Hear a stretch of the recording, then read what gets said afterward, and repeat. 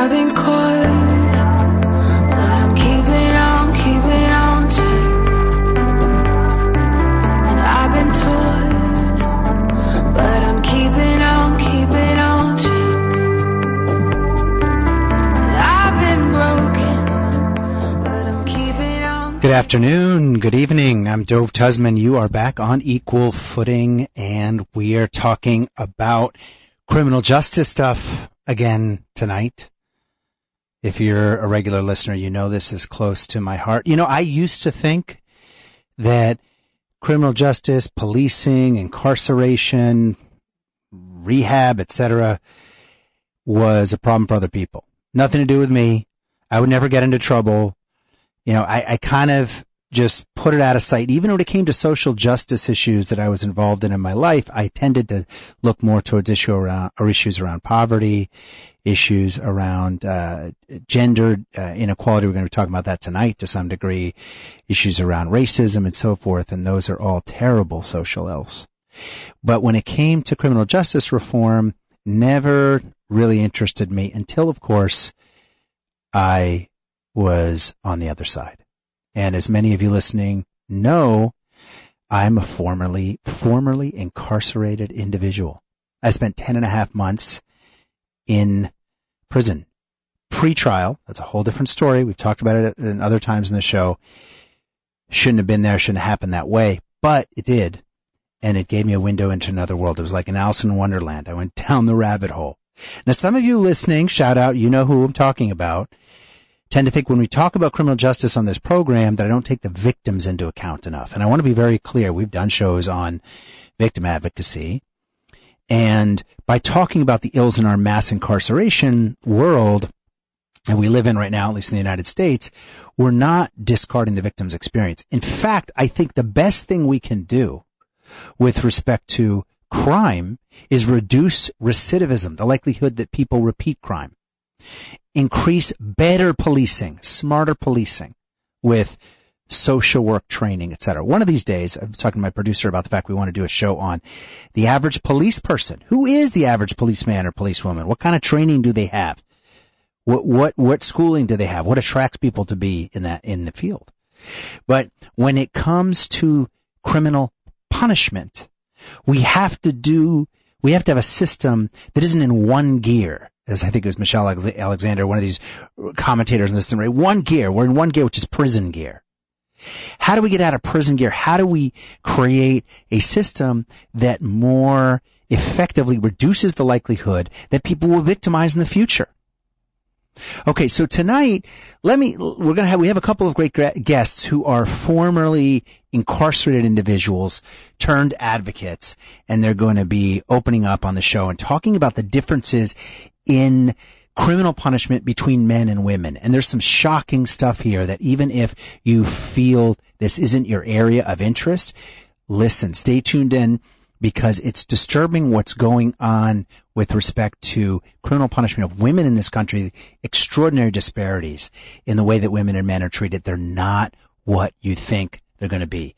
But first, let me throw a few stats out at you, and then we're going to introduce our guests and get going here. So we spoke at one point in a previous show about the mass incarceration. Okay, what does that mean when we say that? The United States, as a proportion of the global population, is under 5%. So well under 5% of the people who live on the planet live in the United States. However, 25% of the people that are in prison on the planet Earth are in the United States. So we have under 5% of the population, and we have almost a quarter of the prison population. Let's get into some of these 10x numbers. 10x meaning tenfold growth. Think about what else grows 10 times. If your stock and bond portfolio value grew 10 times, if your child grew 10 times in a short period of time in terms of size, nothing grows at that rate in a short period of time in society. And when it does, you got to pay attention. You know what types of things grow? Computing capacity grows at that type of level. And every couple of years, every few years, I can't remember Moore's law. Some listener help me out on that. But when things grow 10 times, we got to pay attention. So what's grown 10 times? Okay. So the number of people that are incarcerated, the number of people that are incarcerated in the United States, putting aside there's been population growth, but over the last 40 years or so, at the federal and state level, across all levels, federal, state, and county, has grown about 5 or 6 times. That's a lot. And that's during a period of time in which the population has grown about 60 to 70% over the last 4 decades. Okay? That's disparate. But the amount we spend on prisons, state and federal and local in the United States since 1980 has gone up by over 10 times. The amount of women in prison over that 40-year period has gone up over 10 times. The number of young mothers that are in prison has gone up over a similar period by over 10 times. And again, this is a period during which the population as a whole is growing 50 to 60%. We are now by far the greatest incarcerated race. I don't want to use that adjective. We proportionally incarcerate more than 8 to 10 times, a little bit lower depending on the country. If you look at all of the industrialized world, Western Europe, Canada, Australia, Singapore, Japan, other countries, Korea, South Korea, that are part of the OECD, that consider the advanced world, the first world. Well, guess what? We incarcerate more than 10 times other countries in terms of a ratio of the population. Now, are we safer? Nope. We have one of the highest crime rates in the industrialized world. By many metrics, the highest.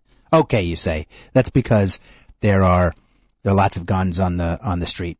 That's part of it. But part of it is we train people to commit crimes again by putting them in prison and by exposing them to a violent world. And we're doing that more and more with women. Okay, I have talked enough. I want to introduce our very special guests here in no particular order, and hopefully they are on the line. I tend to screw this up, Dimitri, so let's see if I can get both of our guests on the line. And you know what? I think I just disconnected one, so hopefully they'll call back. I'm going to leave it to you, Dimitri. Okay, Carol Edie Porcher.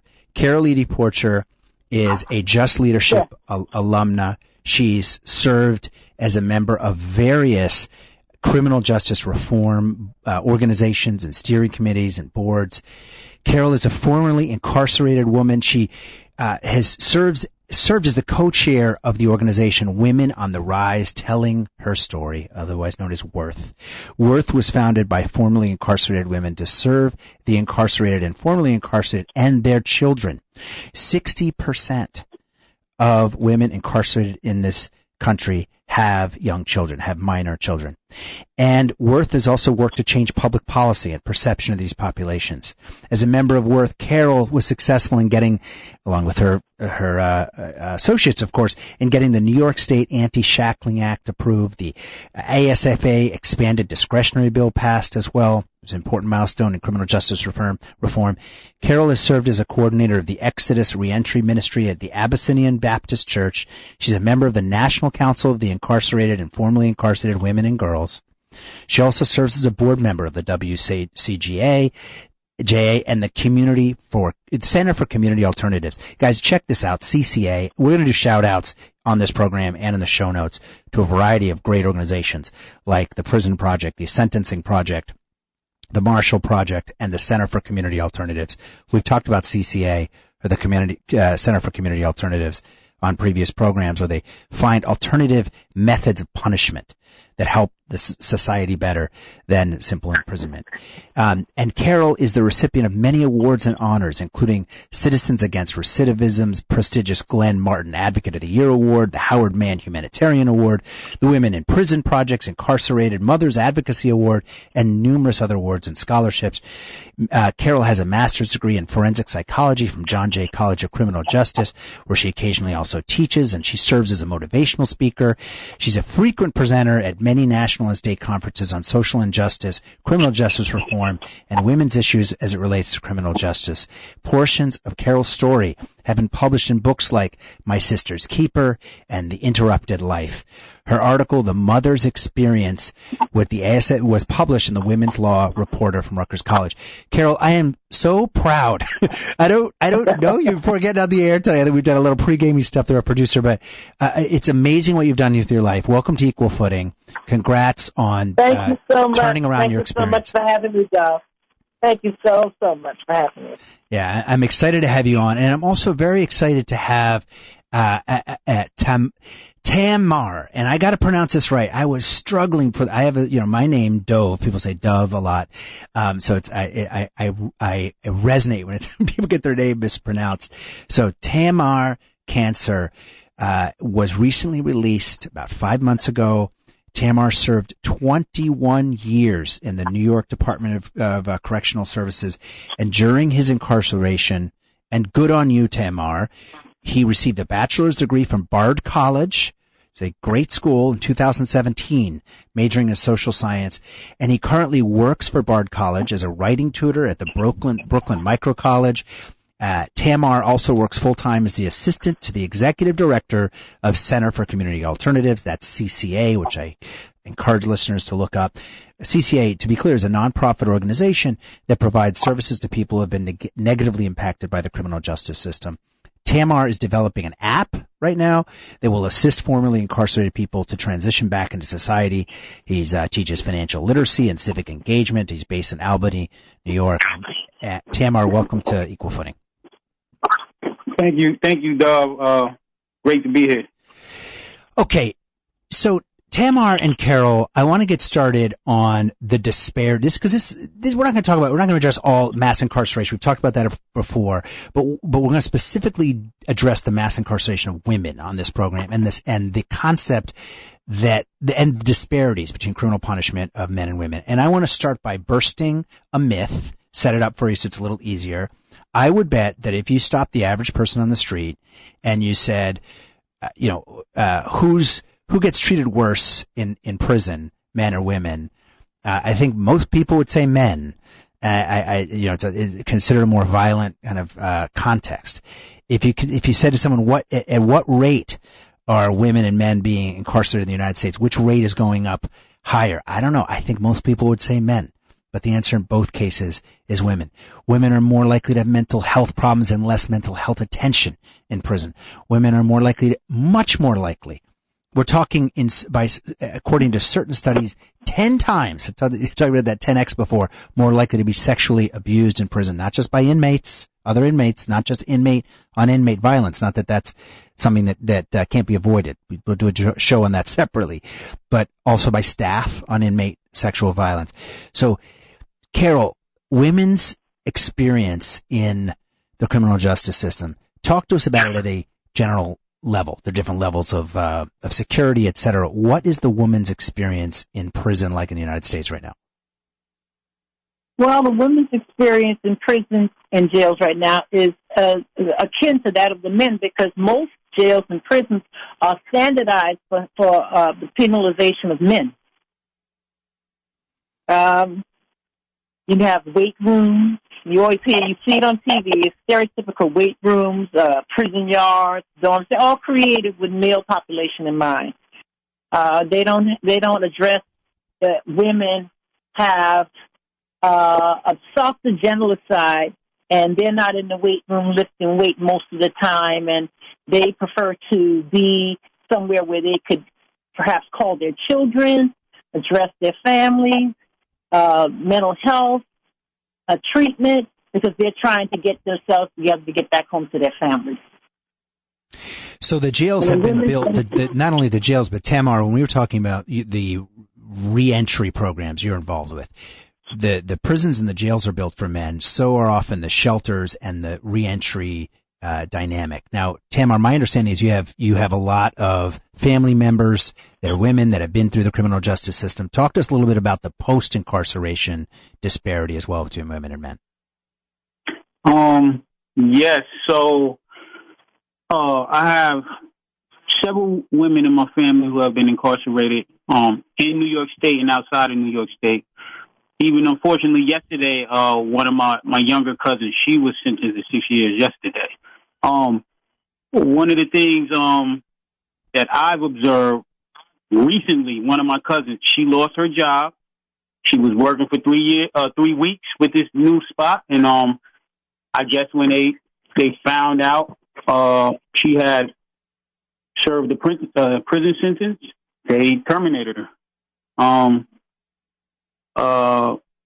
As far as after incarceration time is done upon release, it's basically there's a website, Women's Prison Association. They have stats on there that explain how women experience lower employment rates than men immediately after incarceration. The situation for women, from what I observe, is different in the sense that prior to going in, 80% of women are the primary child caregivers, right? And when they come out, they go back into them roles. So, if you can't get a job and you have a child, it's difficult.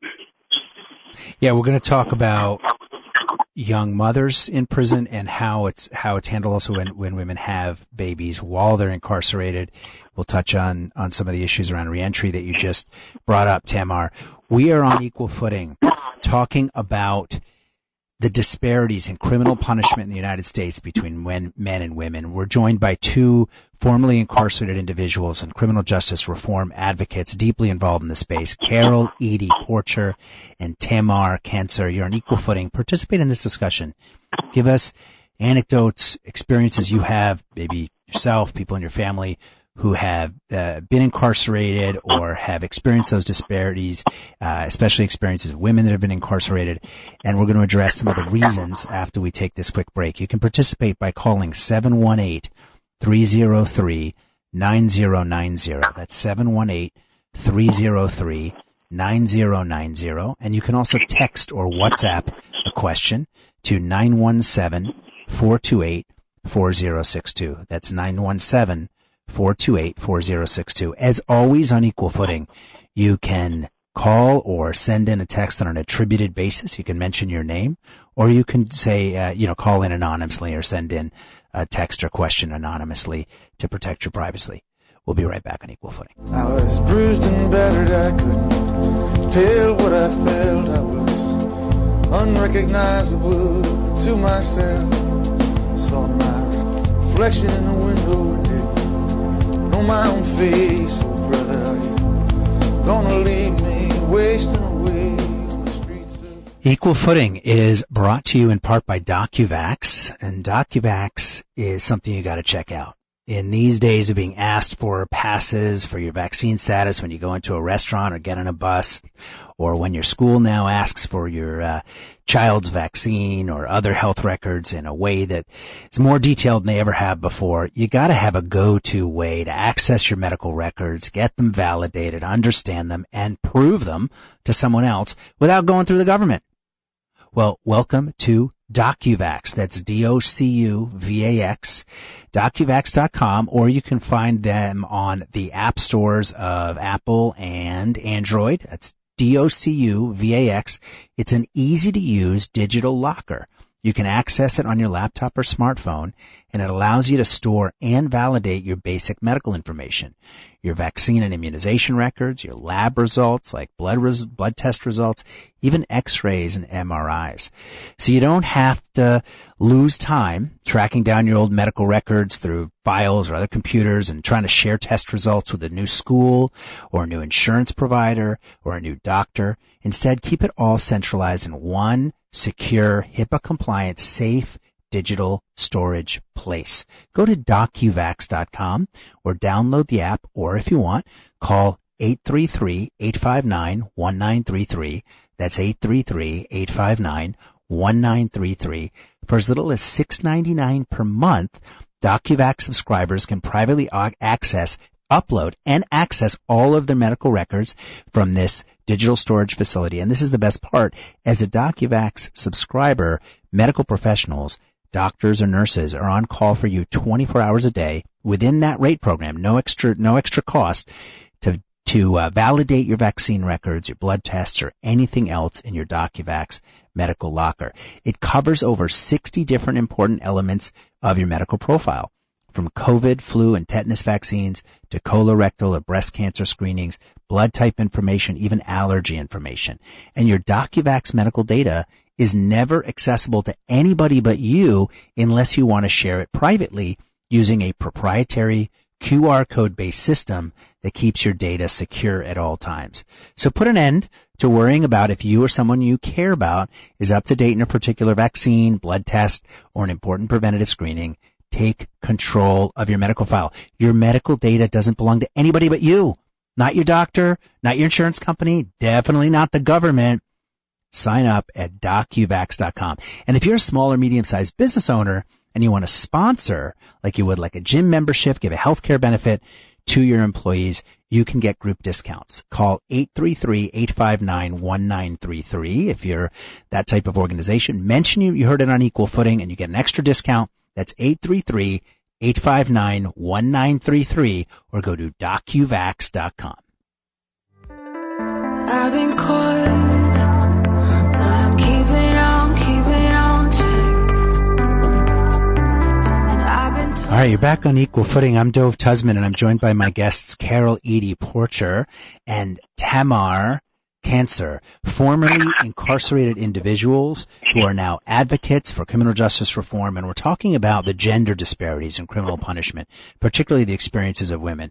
Before we went to the break, Tamar, you were talking about young mothers, and Carol, help the average listener understand what this is about. How many times, what kind of percentage of the time, or how prevalent is it for women to become incarcerated while they're pregnant? What happens when they have babies while they're incarcerated or while they're on a probationary period or in a halfway house? How does this work? Okay, so you stated before that, you kept saying 10%, 10% for 10 times. But listen, over the past 25 years, women's incarceration has multiplied over 200%. And that's based on drug enforcement laws and charges. And a lot of the time, people don't understand that most women become addicted to drugs because they've had something bad happen to them. They've been beaten in domestic violence relationships. They've been sexually abused. They've been date raped or whatever. And women self-medicate to mask and numb those feelings of those experiences that they've internalized and the trauma. When women go to jail, they're usually, like Tamar said, the primary caregivers for their children. And when women go to jail, a lot of the time, children end up growing up and going to jail as well. The children are much more likely to end up in jail when the mom is incarcerated rather than the dad, based on that torn and severed relationship. Yeah, let's talk for a second about what some of the stats that Carol is referring to. So in 1980, there were about 13,000 women in U.S. jails, state prisons, and federal prisons. In 2021, there are almost 250,000. Okay, so those are the types of increase. And over that period, again, population, did it go up? Yes, but only by about 45%. And you're talking about, I don't know, someone help me with the math there, like a 20 times increase over that particular period. And to Carol's point, why? Well, we talked about this in previous shows, but since 1980, with the war on drugs, combination of the war on drugs, quote-unquote Truth in Sentencing Acts, which gives judges at the state level less discretion in the sentences they give, and the funding of prisons, making it, incentivizing at the local level out of private prisons to be created and so forth. You need people to fill those prisons. We've gone into a period of mass incarceration. But women in particular, to your point, Carol, are much more likely to be in prison for nonviolent offenses, much more likely to be in prison for drug offenses particularly and property offenses. So drug offenses and theft. Yeah, exactly. Now, Tamar, I know you deal with programs that are aimed at recovery from addiction and so forth post incarceration. What do you find? Are there programs that are tailored more towards women, or again, are we dealing with this problem of they were designed for men and then they're kind of like retrofitted for women? Well, I personally don't deal with the recovery aspect in CCA. However, there are instances where programs that are designed for women in particular, for whatever reasons may be, they may not be meeting the quota for women in comparison to the men, right? So you might have instances where certain housing must be converted, housing specifically designated for women must be converted to housing for men because you can't fill the quota of women, right? And like I think I read a statistic. It said 54% of individuals returning to society are domiciled. They're homeless, right? So I'm almost certain. Right, without a domicile. Yep. Yes, I'm almost certain that there's a demand, by women for housing. But it's just, sometimes it's part of the problem of the overall arching problem, gender disparities, right? Sometimes they just occur. And it happens as well in treatment and services, I will believe. Well, let me play the devil's advocate for a second, because one stat that I came across I found very interesting. For young offenders, so these are people under 25,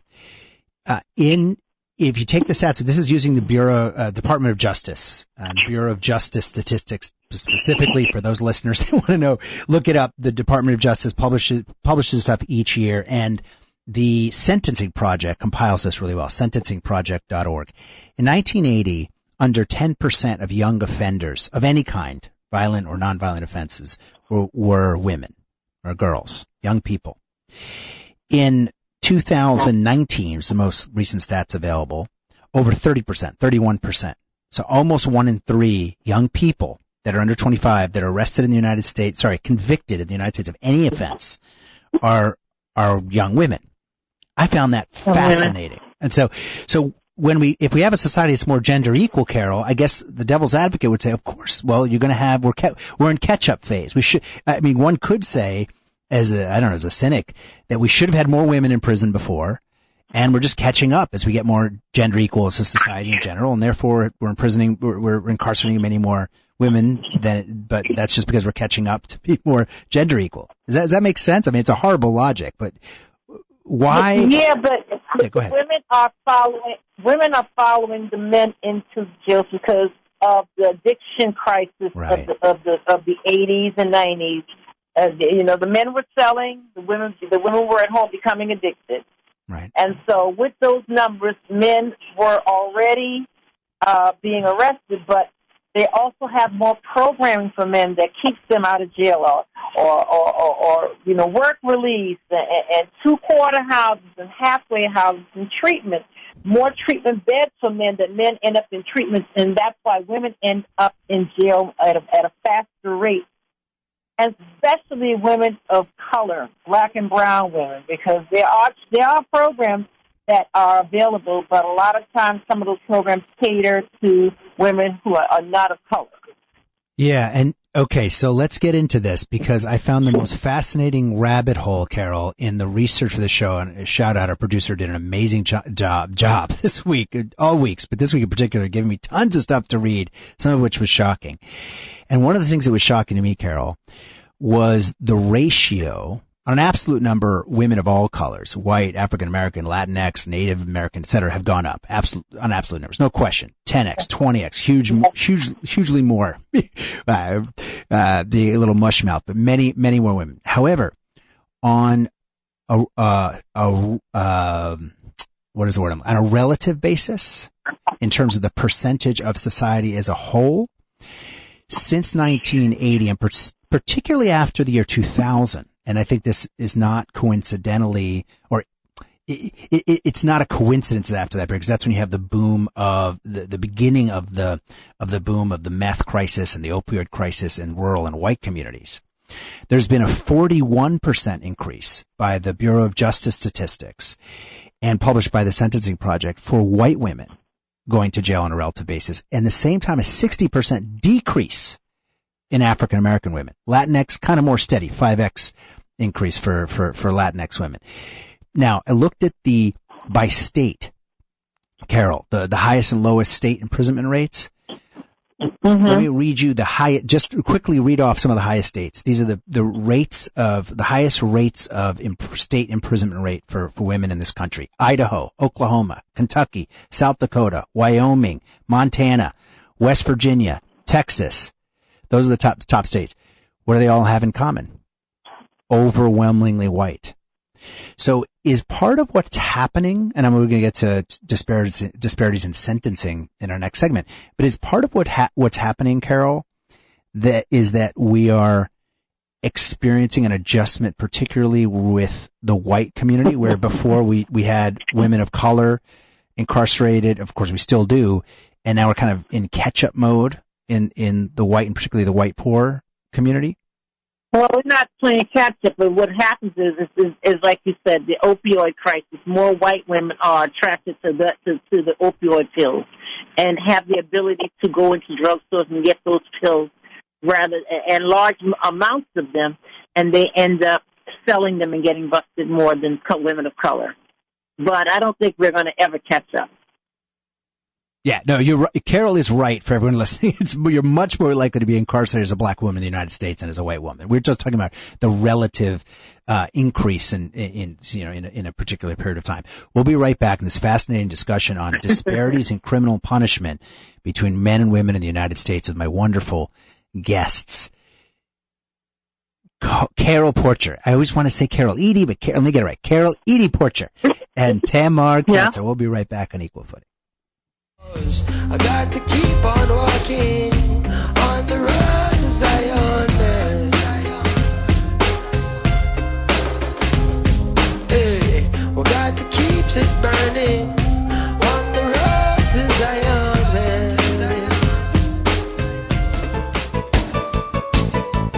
Equal Footing with Dove Tusman is sponsored by MDCS Dermatology, your experts in skincare. With 2 Manhattan locations and 4 offices in Long Island, including Plainview and Commack, the dermatologists and skincare surgeons at MDCS are proud to be affiliated with the Albert Einstein College of Medicine and New York Presbyterian Hospital. So schedule your next skin exam in one of MDCS's convenient New York area locations. To make an appointment, go to www.mdcs.live or call 212-661-DERM. That's 212-661-3376. You can even schedule a virtual video visit with MDCS's board-certified dermatologists from the comfort and safety of your own home. So go to www.mdcs.live or call 212-661-3376. And don't forget to mention Equal Footing for 15% off all cosmetic procedures.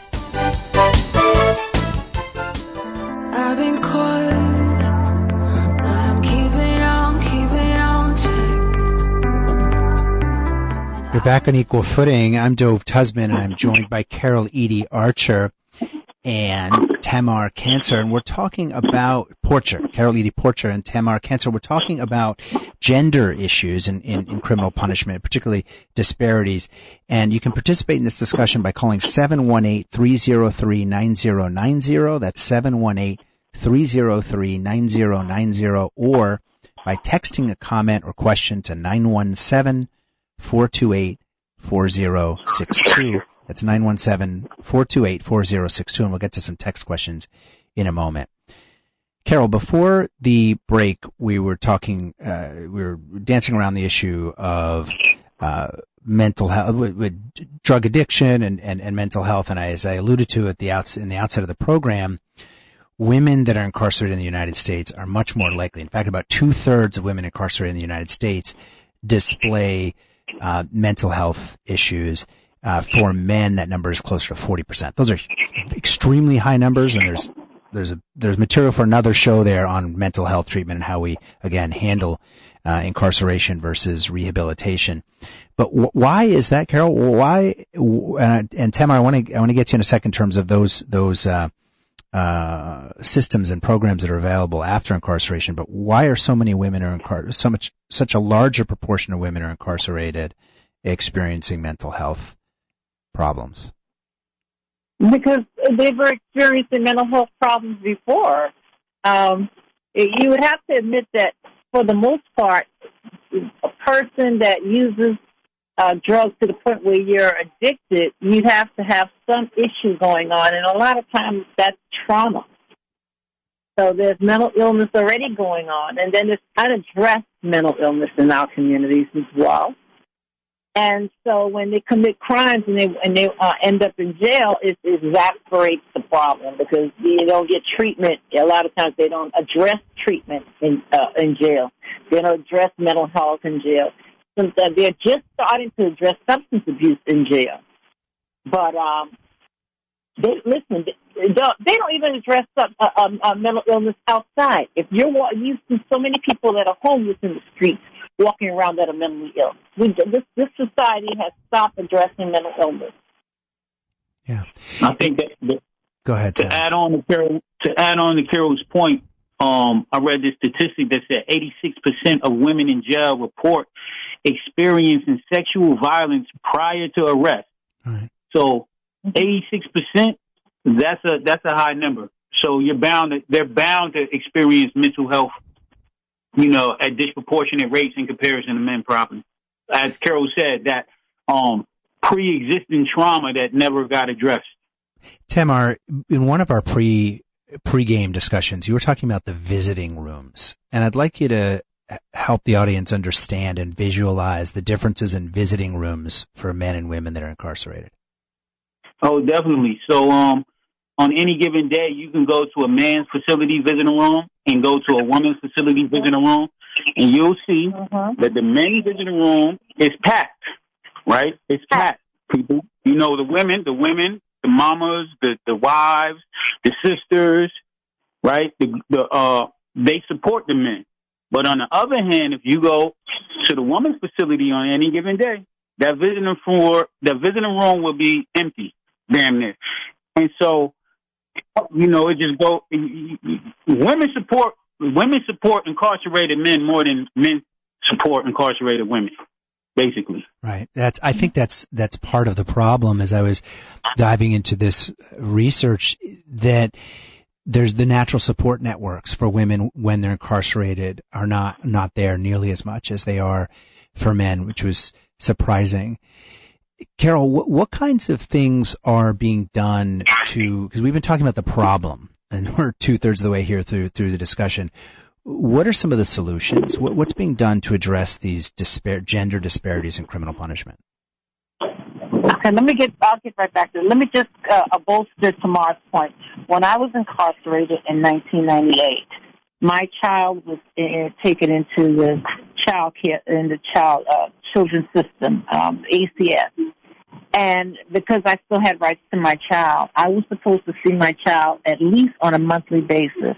And the person that was supposed to bring him up was the child care specialist.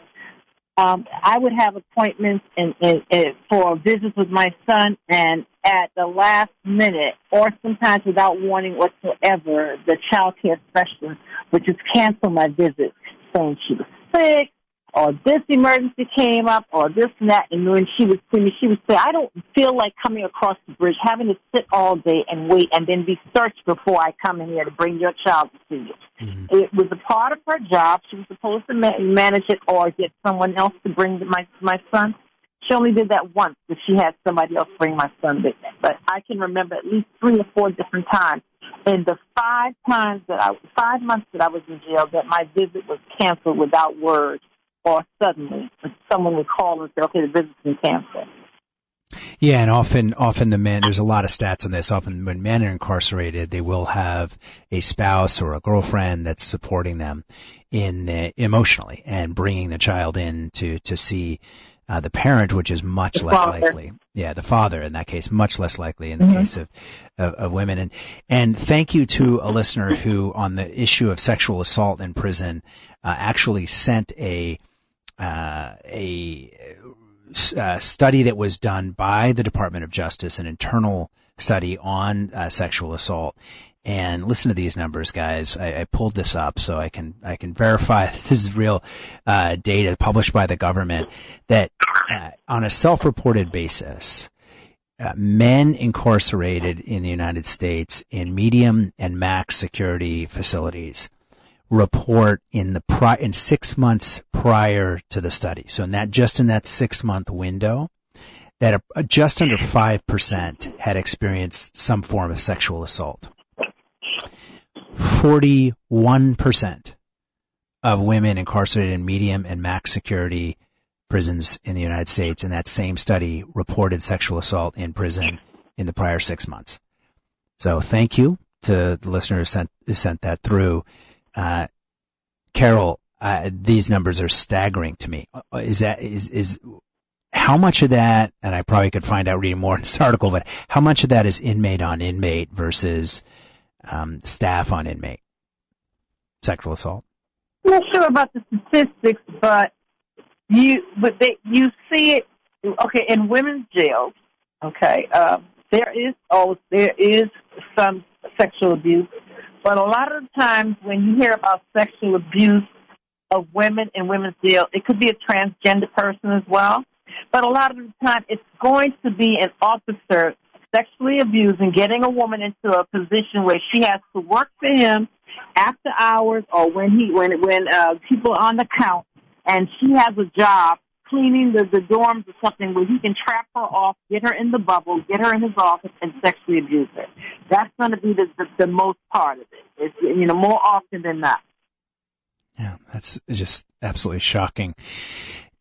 We have another quick text comment. This is not a question, but this is actually a probation officer who's listening, who's just giving kudos that the discussion, that we're even highlighting the issues, which I find encouraging and wonderful that there are folks that are involved in supervision. And there are 1.2 million women in the United States who are under some form of supervision.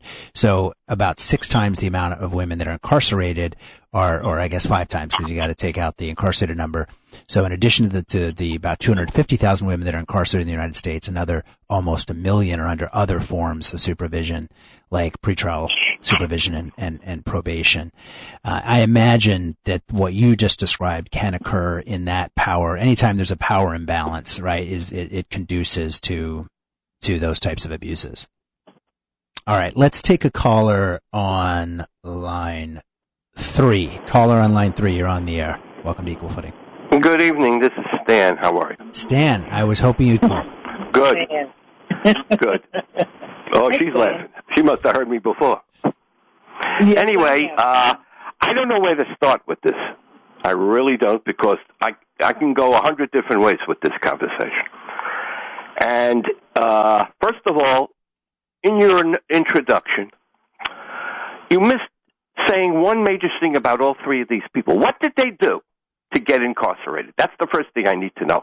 What did Tam do to get incarcerated? What did the lady do to get the amount of time they served? What did they do? You didn't tell us that. Okay, we'll ask in a moment. But keep going. We'll ask, but keep going, Stan. That's one question. That's the first part. Okay. What did they do? Okay.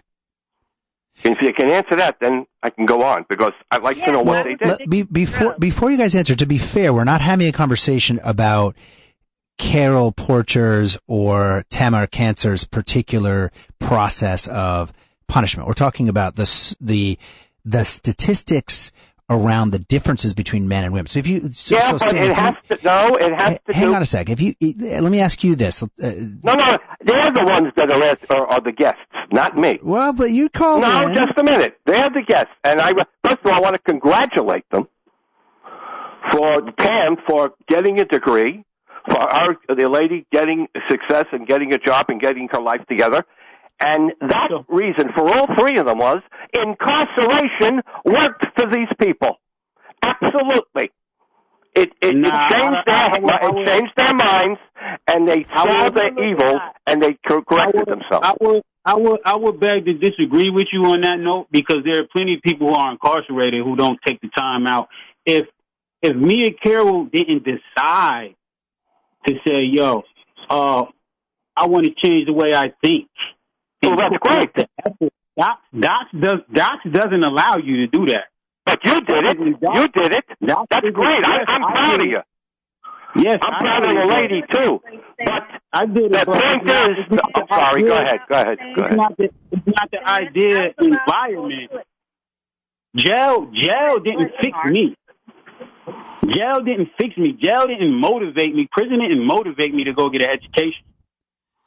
It motivated you some way because you wised up. It did more than 20 years. Did motivate you, my Carol, friend. why were you incarcerated in your case? Yeah, why? I was incarcerated because I was addicted to drugs.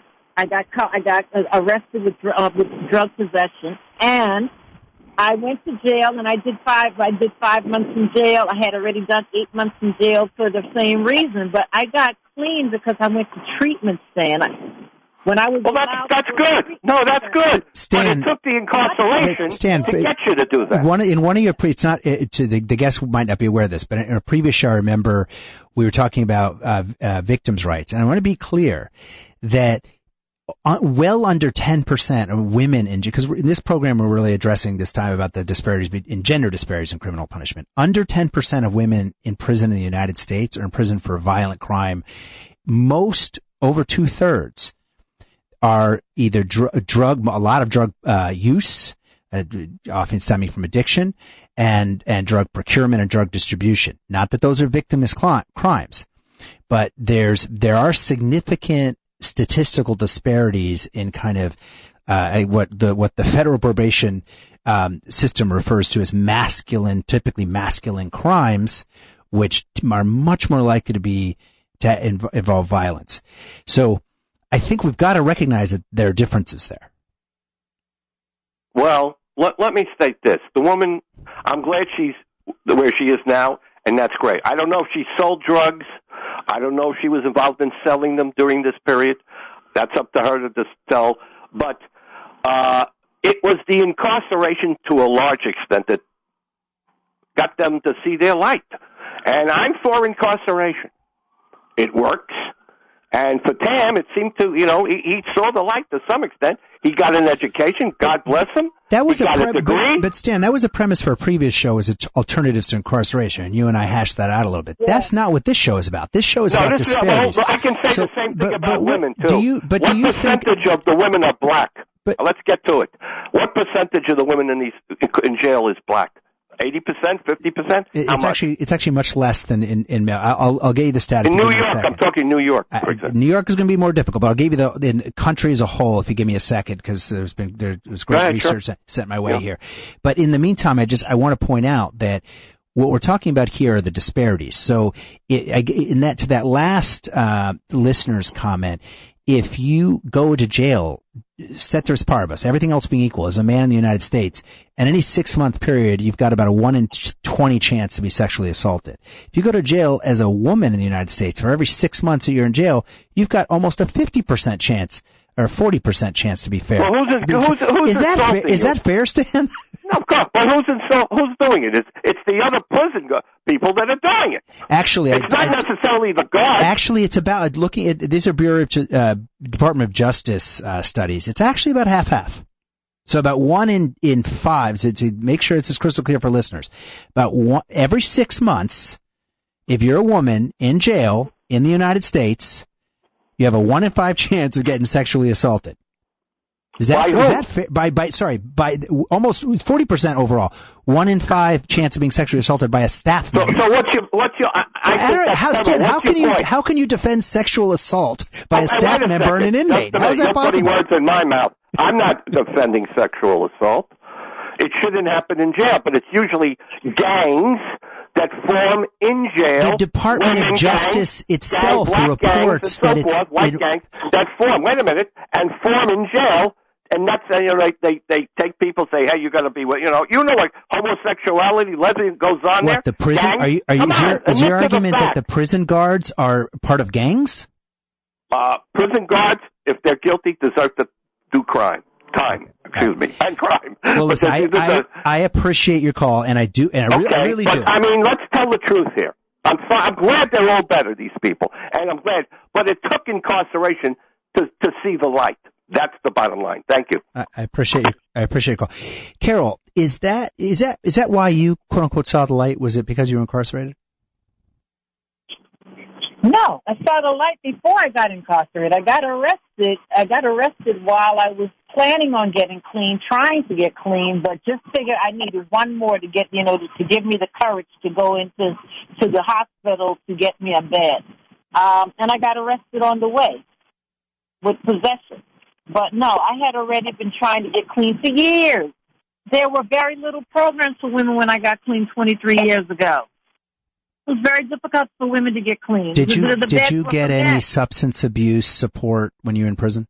Any kind of recovery support? No, absolutely not. Actually, as a matter of fact, you can get more drugs in jail than you can outside. I often hear that. Oh, practically. No. I didn't get any substance abuse treatment in jail. Jail is not a motivator. Prison is not a motivator of rehabilitation. It just isn't. Speaking of substance abuse, do you know it's a policy, it's an unwritten policy in New York docks. Let's say you need ASAT, RSAT, right? That's a drug program, 6-month drug program.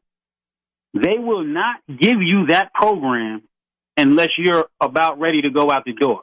So if you got a 10, 20-year sentence, your issue never gets addressed until a year you go out the door, right? Because it's a federally funded program, and they keep it full. So if you got a long time to go, you can wait. So that's a decade goes by, you haven't treated your issue.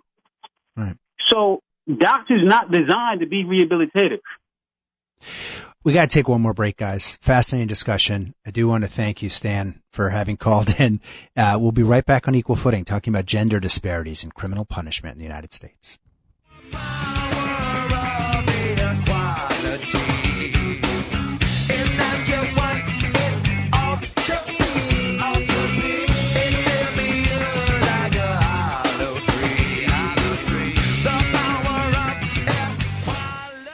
Equal Footing is brought to you in part by Manhattan Medical. These are sometimes awkward things to talk about, but absolutely essential to a healthy, functioning relationship.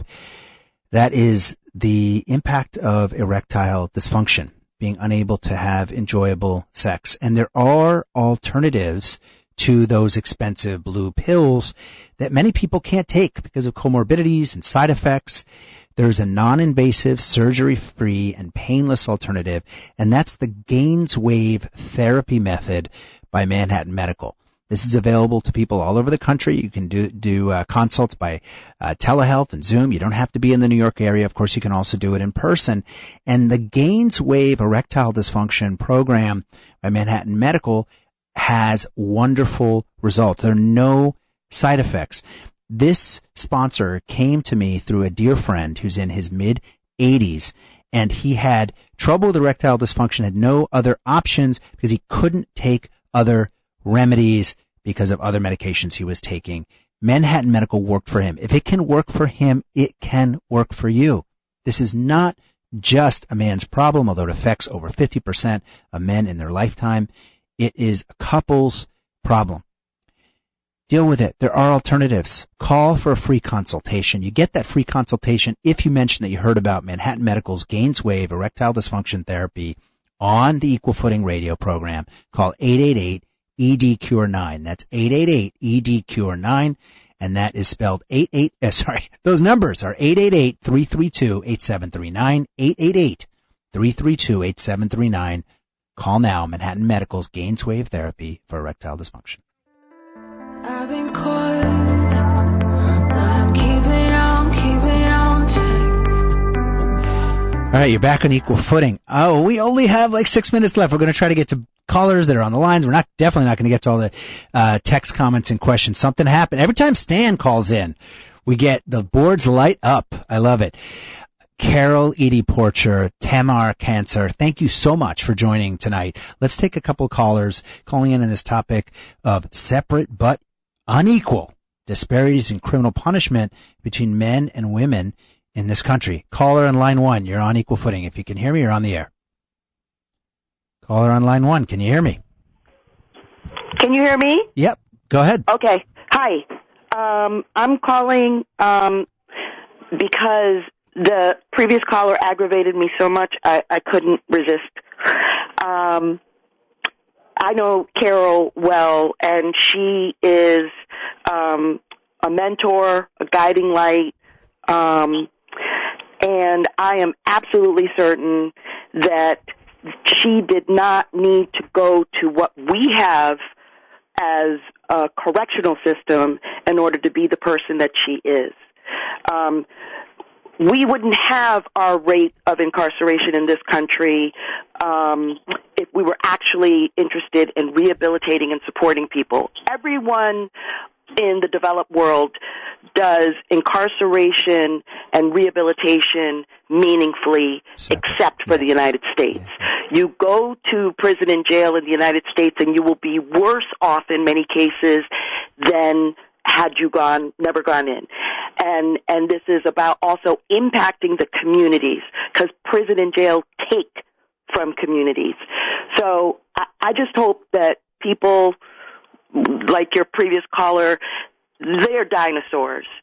We will have to come to some right thinking about how we address crime. Not all violent crime is violent, that we value property over lives, and that we are destroying communities and not contributing to public safety. Thank you for making these points.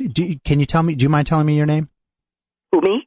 Yeah, so I can address. I'm Tracy. Tracy, thank you so much for calling in. For folks like Stan, and I appreciate his calling and being honest about it. I'm sure there are a lot of folks that think that way in terms of, hey, you're on the program because you're incarcerated. Let's be clear. We are the only country in the developed world. Like, the only comps are places like China, like Mongolia, North Korea. No offense to those countries, but they're not countries that are based on democratic principles, at least at this time, that incarcerate as indiscriminately as we do. We lump together people that hurt others, that exert violence or steal, and people that have mental health or drug problems. They go to the same place. And commenters like Michelle Alexander and others have called this like as breeding grounds. It reminds me of the Leo Tolstoy quote that like prisons are seemingly purposely invented for the production of further depravity and vice. In other words, like people often go in, like you say, and are much worse coming out on the other side. So this isn't about ignoring victims. It's not about ignoring violence. We got to understand, especially when it comes to women, you're talking about the vast majority of women that are incarcerated in the United States are incarcerated with mental health issues that are coincident, if not causal. So thank you for calling in, Tracy. And thank you. Let's take caller on line 2. You're on the air. Very cool. Hello? Yep. Go ahead. Just got a couple minutes. Can you hear me? We can. Hi, I'm sorry, I'm going to make it quick. This is Carol's daughter, and I'm just going to call Stan a racist on the air. He tries to make it seem like women, like somehow if they're being sexually assaulted, it's by other women, and he did not want to even acknowledge that guards would sexually assault a woman and try to, like, re-victimize the victim. Yeah, just for everyone out there might be doubting this, the Sentencing Project and the Bureau of Justice collaborate. There's a lot of data out there. It's super easy to find. You can go to sentencingproject.org, the marshallproject.org, or the Department of Justice portal as well. And there's tons of data on this. And guys, about half of the time, when it comes to women's incarceration, you're talking about staff on women, staff on inmate sexual assault. Okay, so those are the numbers. Now, did you mean sexist? I don't think you meant racist. You meant sexist, right? No, I thought it was racist. He said these people, and he was like, what did she do? So it was like trying to turn the topic off of the amazing things that both of these people have accomplished back onto their crimes, when you clearly said the show is not about that. We're talking about statistics. So he wanted to like seem like, oh, well, it's your fault you were incarcerated and it was good for you. Like, that's the opposite of what the show is about. If it was good for people, more people will be rehabilitated than they are. And God bless you. You have an amazing mother, and I love that you called it. I'm going to have to cut it short. We'll have to do more of this on another show. To be fair, I appreciate that Stan was voicing. I thought he was not. I didn't think it was necessary. I didn't hear any racism there. I think it's hard to hear this. You didn't hear these people at the end? I mean, black people. I think I don't mean to be overly, but I think he was talking about people that are incarcerated. Listen, I'm a formerly incarcerated individual. So I get it, and I think that it's hard sometimes to look through the other side of the looking glass. We're going to come back another show, another time, and get this continuous debate. Thank you, Carol. No problem. Thank you, Tamar, for being on the program. God bless you both. Well, thanks for having me. See you soon. Thank you. Won't you help to sing these songs of freedom, 'cause all I ever have, redemption songs, redemption songs. Emancipate yourselves from mental slavery, none but ourselves can free our minds. Have no fear for atomic energy, 'cause none of them can stop the time.